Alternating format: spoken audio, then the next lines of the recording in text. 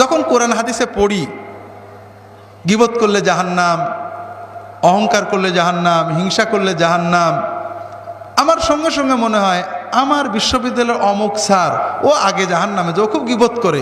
অমুক পীর সাহেব ও আগে জাহান্নামে যাবে, ও খুব হিংসা করে। অমুক মৌলানা সাহেব ওর খুব লোভ, ও সবার আগে জাহান্নামে যাবে। কিন্তু আমি আব্দুল্লাহ জাহাঙ্গীরের জাহান্নামে যাবো আমার একবারও মনে হয় না। এটা একটা ভালো কোয়ালিটি না খারাপ কোয়ালিটি? এটা হলো ইমানের ক্যান্সার। মুমিন অন্যের গুনার চিন্তা করবে না, অন্যের গুনার চিন্তা করেছেন তো মরেছেন। কার দাড়ি ছোট, কার বউ বেপরদা করে, কে খারাপ করেছে, এই চিন্তা শয়তান একবার আপনার ঢুকাতে পারলে অমুক দল খারাপ, অমুক পীরের মুরিদ খারাপ, অমুক লোক খারাপ, অমুক গ্রামবাসী খারাপ, অমুকের দাড়ি ছোট, অমুকের বউ বেপরদা, অমুক একদম ভালো না, এই চিন্তা একবার শয়তান ঢুকালে